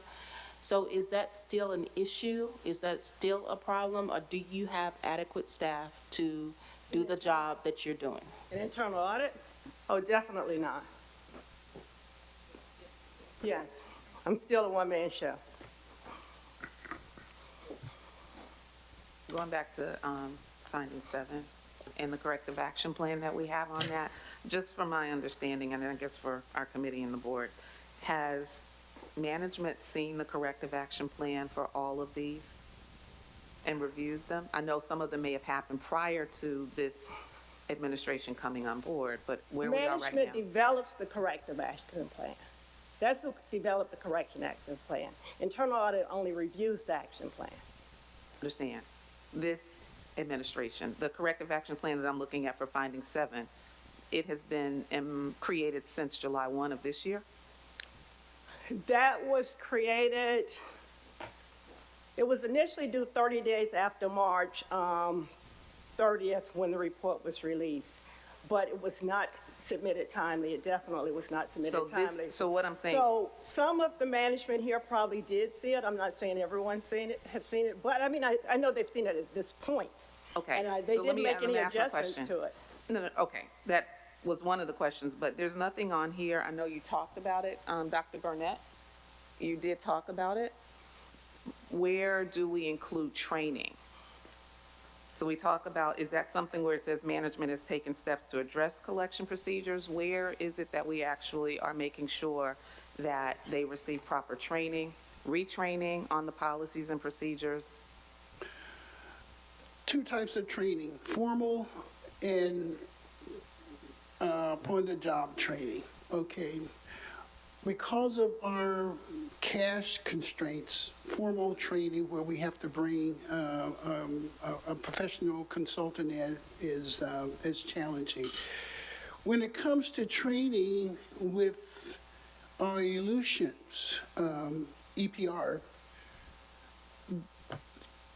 the training is there. We just haven't been exposed to what types of training that is available for our staff. I've met with Alvarez and Marsal last week that did an assessment of the IT area, of which one of the things we found out is that we have paid for functional training but have not utilized that particular portion of our contract. That was just last week. So we got to bring that particular element into those various business areas so that we can get the staff up to speed on utilizing Banner. How do we know that our staff understands the policies and procedures that are in place to do their job? I can't answer that question. How do I know how the staff understand the policy? No, not understands. How do we know that they, well, I can say understand. How do we know that they have actually read the policies and procedures guiding their work and what they're supposed to be doing? I don't know. I mean, how do I answer that? You want to try that, Dr. Johnson? Well, typically, what happens is that, of course, the supervisors are supposed to make sure that people are trained. Under the, as our internal auditor knows, under more formal procedures that we will be implementing, where we're not simply fighting fires, the internal auditor would actually come to me and to the chair of the audit committee with a plan for auditing different functions. And so that the internal auditor then would go and actually talk to people and find out and watch what they do to see how they perform. Right now, we are actually fighting the fires. The more normal plan would be one in which, as I'm sure our audit chair will share, that a more normal plan is that the internal auditor actually has a plan of action for each year. I'm not saying that our internal auditor doesn't, but she is, one, limited in terms of number of support, as she indicated, and two, she inherited a whole bunch of fires. Okay. Just like we have to do conflict of interest forms for all employees. Those things are collected, so we know that there's, you signed off on it. Is there anything available in any of the individual departments that managers or supervisors may keep a record of, hey, Marquita Falls has read and check off this policy or this training? Do we have anything like that you know of? No. Yeah, okay. No, we do not have that. That's it. Thank you. Yeah, I do need to respond to the internal auditor's role. And I'm challenged because accounting is a very technical space. We teach it over here, and so we have access to a lot of resources internally. However, I would think the performance would be tied to management's appraisal of their staff. Well, and to piggyback on that comment, who's over compliance and where does compliance report into? Because I would think a lot of what we're talking about, training, making sure that employees understand what they are supposed to do in accordance with policy, would fall to the compliance department. Well, we currently have risk management and financial compliance that reports directly to the VP of Business and Finance. And who is in that role? Cynthia Howe. So to your knowledge, does she have anything in place now, compliance processes, procedures, to ensure some of the things that Trustee Qualls spoke to? I know she's definitely working on the updates of policies and procedures. In addition to that, we have meetings that are being scheduled for not only herself, but also for me to sit in with them, to talk to individuals, especially in management, to go through what policies and procedures you do have in place covering your area. Those emails have already gone out. Dr. Burnett has sent those emails out. We're waiting for some responses from each of the departments. Is there any issue or consideration with the compliance department being in finance from your perspective? We're basically making sure it's I'm maintaining my independence, definitely. But also, I'm responsible for that. I have a report that also goes out, and it's a 5-year report that actually should have been out a couple of years ago. It should have gone out right before I came, but I discussed that completely with the Audit Committee. So they're aware of that. But a lot of those things that's required by business compliance is also included in that report. So it's an overlap. So as opposed to each one of us doing it, her report has to be out annually, as opposed to, it being an overlap and both of us doing it independently, we're doing it together. So I think it would be fair as another action item, I think that action item list is piling up, that we hear from the compliance department about the processes and procedures and activities they are taking to address some of what appear to be gaps because of repeat findings that go back several years. All right, are there other questions or comments as it relates to just the report on internal and external audits? So we're still going to see these findings in years to come. How is that going to affect the disbursement by THEC or TSAC? Because last time it affected our disbursement. So is this still going to affect our disbursement? Well, the disbursement does not relate to the state audits. The disbursement relates to the TSAC audit. The TSAC audit at this point, I was just getting to that. We still have 4 outstanding findings on the TSAC audit. But in conversation with Leah Llewellyn of TSAC, she said basically they've put that on hold because they're working in the financial aid office. So they can't be working in the financial aid office and working, they can't audit themselves in other words. So basically they're waiting to complete what they're doing in financial aid before they get back to the TSAC audit. So those 4 findings are still outstanding. So are those funds at risk, or will they be delayed? Delayed.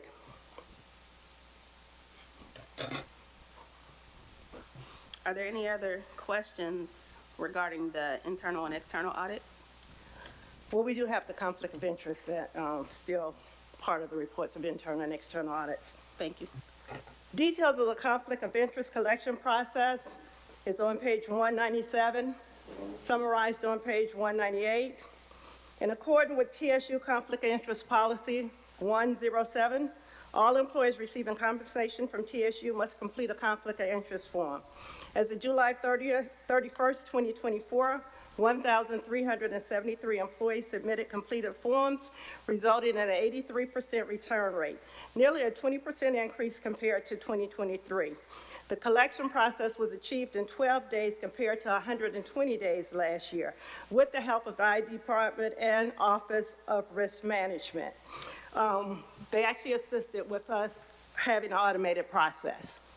So in the previous year, it was manual. Previous years, it was manual. This concludes the agenda item for external and internal audits. Thank you. Are there other questions related to this item? All right, next item on the agenda is the review of outstanding audit issues. The materials for this agenda were at some point included in your board materials. President Johnson and Dr. Forbes Williams will provide information in connection with this agenda item. And this is an informational discussion item, so no vote is required. You'll find the review of outstanding audit issues on page 201. The Office of Internal Audit has collected initial documentation for the procurement and foundation from the Procurement and Foundation Office. However, these audits have not officially begun, as shown on the outstanding issue report. These audits were scheduled to start fall 2024. With the year-end approaching, they will probably start spring 2025. So everything on that report will possibly move back some.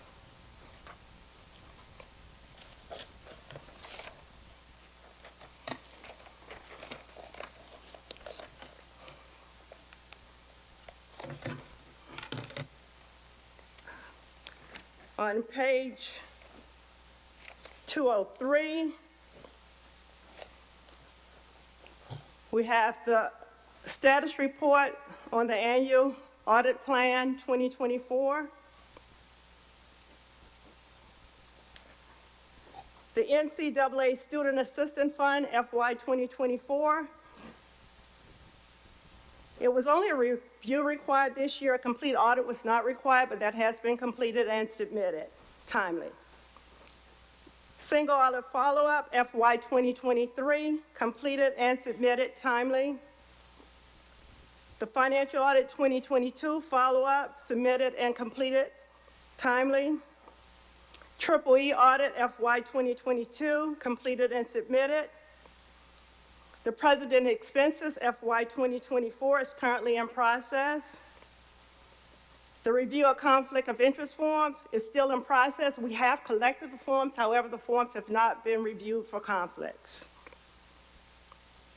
The cash counts, we did an initial cash count, but it's currently in process because there was some immaterial differences. Any questions on the annual audit plan? Good morning. Could you explain what the risk-based and the follow-up review would mean in this document? The follow-up review after audit has actually been submitted, after audit has been submitted from the state or from some external agency, the Office of Internal Audit has to review this audit after management has submitted the corrective action plan. So All right. that's the follow-up. Thank you. And what would be the risk-based? The risk-based, that will be determined based on whether or not we feel this is a high-risk area, medium, or low-risk area. And that's normally how we organize the audit plan. Thank you. I just want to go back to the audit issues that were previously identified, like specifically grants management, not getting reports submitted timely. Who is responsible? What actions are being taken for that? We've identified it, so. We actually didn't identify that. That was the previous auditor. So I am just trying to go over everything she had outstanding and include those in our report also. Okay. And then just overall, I know we have a submitted budget of hours, given the number of issues that you're having to address, how do you feel you're going to be able to fare? Are you going to be able to complete these within budget or within this fiscal period? What's your assessment on that? There are quite a few investigations that come up in the meantime. So between the audits and the investigations, in terms of the staffing, we do not have the staff to complete this. We're hoping to get additional staff, but we've been hoping that since I arrived. So I'm not feeling 100% confident with us adding additional staff at this point. What would be the, I guess, most efficient amount of staff needed to get this done? Well, I looked at some of our sister institutions, and on the average, they have at least three, and three experienced personnel. If you look at, and this is not even considered a sister institution, if you look at Florida A&M, they have 9 in their internal audit department. Has the risk department assessed how much risk that presents to the organization, that we are understaffed in audit by your estimation, and the fact that the budgeted hours are so great, you have all these other priorities, and these audits may slip in time or may slip into another period? That's what's currently being worked on. Like I mentioned, Ms. Howard, she arrived at the same time I did, basically just a little over a year ago. Exactly what was done in the past, I can't speak to that, but I know she's currently working on evaluating that risk. I know yesterday we mentioned mission-critical positions. President Johnson, are there any positions considered mission-critical as relates to risk management and internal audit? To my knowledge, in terms of mission critical, there may be something in a specific division that has not been presented to me, but no at this point. Now, I also think about this, and not mission critical, of course, is at the top of the list. But there are also other, requirements. Someone who's central to an operation, but that's not mission critical, we would actually look at filling those positions. In addition, positions would be filled, certainly positions that are on grants are automatically considered, for based on what the grant requires. But in addition to central role, there are some others. For instance, accreditation. Even if an institution, one of our departments or programs that is subject to accreditation, won't have an accreditation review in a year's time or 2 years' time, we would need to actually consider those areas because it takes time to actually hire someone. So when we say that we have a freeze on essentially non-essential hiring, there are various categories that we look to. And so in the case of internal audit, we have not had a full discussion in terms of what what's the need is. We do know that the first line of activity is to address all of the external audits, of which this place has a plethora. And but then, as I said, in more normal settings where I've been either president or dean or even faculty, the internal auditor actually has the room to actually put together a plan rather than picking up stuff from the past so that they can be proactive. We actually get a better understanding of what's going on so that you don't have the audit findings. And that's what we need to do. And that requires a certain staffing level, and to our internal auditor's point, people who actually come in with the capability of doing the job, and you're not bringing them in that you have to train them. So that's a conversation that will take place as we move into the end of this year, end of this calendar year, and the start of the new one. Thank you. The only other thing, I'm not sure The only other thing I want to ask is resources. It'd be great to see, you know, the types of resources needed from a workforce perspective. In addition, systems. I'm aware that we currently don't have an audit program system, No, we don't. so that is absolutely inefficient. We need to be making the right investments in order for us to address all of these issues, which are absolutely important to generating funds. It's all connected. If we don't think that is connected, it's absolutely connected. So I want to make sure I convey the importance of properly supporting this area. Yes, I agree 100%. You know, the standard is people, processes, and technology. And of course, our back office, we have challenges in most areas in all three of those. And as a consequence, as we have moved forward, we've had to start out with front-facing entities like financial aid, okay, like the Bursar's office, because they are front-facing organizations.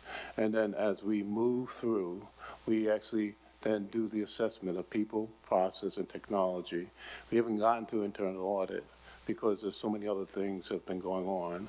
Again, it's not an excuse that this is only 100+ days for me here.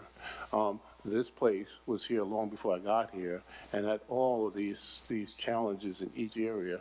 So we are moving in a particular way to resolve out the challenges, but starting out with the front-facing, frontline activities, and then moving backwards. Thank you. And just as history, just to share with you, it's our audits that show up in the news. It's our audits that show up all over social media. And so when we're trying to also provide, you know, the value and the right perspective for giving here, when you Google us, that also pops up. So we want to make sure we're thinking about that as well. Also, we did post the position twice since I've been here. However, we did not receive any qualified applicants. When is the next audit? The next, Isn't there supposed oh, I'm sorry. an audit coming in January? No, the audit is currently going on in terms of the single audit and the financial and compliance audit. If They're memory currently- serves me, and correct me if I'm wrong, I recall comptroller saying that there was an audit in January of 2025. Controller. Is there not? The audit is currently going on at this point. It will probably be released in January. Maybe that's what he was speaking of. And just to And be that clear, would be FY 2023 financial and compliance audit and FY 2024 single audit. Are there other questions about this particular agenda item? I noticed on your list, you have some required things that are on your list. Yes. Some of the things are completed or some of the things in process. There's one here that's required, and there's nothing indicating that it's either in process or not happening or can't happen. It was due to start July 2024, and that's the quality assessment review. Yes, that's the external review. The external review is the one that we've had the issue with that I mentioned a little earlier. We are behind. I think the last one was due and completed in 2018. We have to get more staff to be able to complete that. And we did have a proposal submitted maybe about 6 months ago. Actually, since I've been here, I did request to try to get some external help about that, but we had a conflict, so we wasn't able to execute that contract. So what are the ramifications for not getting this done? That would be a IIA issue, Institute of Internal Auditors issue, and I'm trying to stay in contact with them, basically to inform them at this point we just don't have the workforce. So But everything else required, we are actually completing timely. So based off of the information that you're sharing today, we've seen some things move forward, but we're looking at, with this next audit coming out, some of the same issues that we were in before, which, Correct. to your point earlier, because we have the agencies here helping us, they can't audit us. Can you talk a little bit more about that? Well, basically, that relates to the TSAC audit, which I was not involved with the TSAC audit at all. I basically just get information from TSAC. What I was told was basically because they're here assisting with the Office of Financial Aid, they had to put the audit on hold. I guess basically, even though they can't audit themselves, I guess they're going to get some others from their agency to complete the audit that's already outstanding. Once those 4 items are cleared, I'm not sure if they return every year because, again, I'm not that familiar with the TSAC audit. But I believe that may be a yearly audit also. But at this point, I was told it's on hold. Is that the January?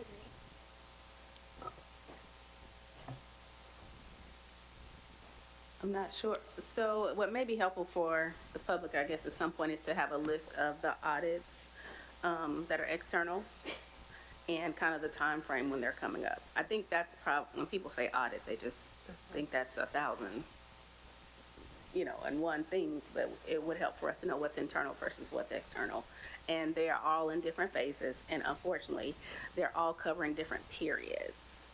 So, thank you for trying to manage all of this, kind of a PM, if you will, but ultimately, she's trying to manage the responses.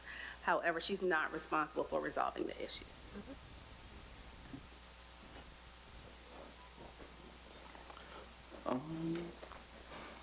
I have one question. So I see here on page 201, it mentions follow-up review of federal work study, and that kind of caught my eye a little bit as a student and as someone who knows, students who qualify for work study, utilize work study, things of that nature. And I know it mentions here some students are working more than 20 hours a week. Some students are, working while they have class. They're not getting breaks properly, whatever the case is. And I know that this is from 2022, and there will be a follow-up in the springtime. My question is, how exactly do you all conduct these kind of follow-ups? Is this like a survey you're sending out to students? Is this some kind of you're meeting them one-on-one and saying, hey, how many hours do you work, things like that, just so students who are in work study, they can be aware of how to kind of look out for that. And I think in general, even with the foundation gifts, things of that nature, but I want to specifically note them so that way they know, hey, if I'm a work study student and I know these issues are still going on personally, if we're supposed to follow this up in the springtime, how does that get done, essentially? Well, management should have communicated with them how many hours they can work. That should be approved. And basically what we do, we look at the timesheets, what was actually recorded in the department. And so do you have access, because it mentions here like during class schedules, things like that. So are you also getting access to student schedules? Yes, yes, we have access to students. And y'all don't receive that from the students, y'all receive that from someone else? We can retrieve that from Banner. All right, thank you. Are there any other questions on this agenda item? Any other comments? All right, seeing none, is there a motion to adjourn the meeting to enter into executive session for a discussion of items deemed confidential under state law? So moved. Any discussion? Second.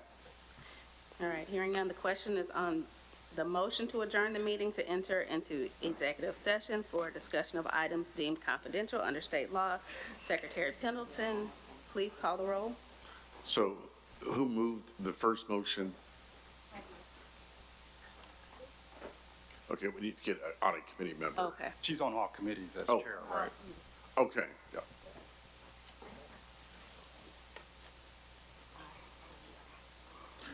Okay, you just do it voicefully. Okay, so we don't need a roll call. No. All right. All in favor? Aye. Any opposed? All right, the motion carries. So at this time, other than board members, President Johnson, Director Forbes Williams, and General Counsel, and Secretary Pendleton, please clear the room. Actually, Trustee Smith Knight, I'm going to modify that. Okay. We're going to have everyone clear the room with the exception of trustees, please. And I think there's representatives from the Attorney General's office. They are allowed to stay, as well as Ed Stanton. But otherwise, everyone else, please clear the room, and also please turn off any other further streaming. Thank you.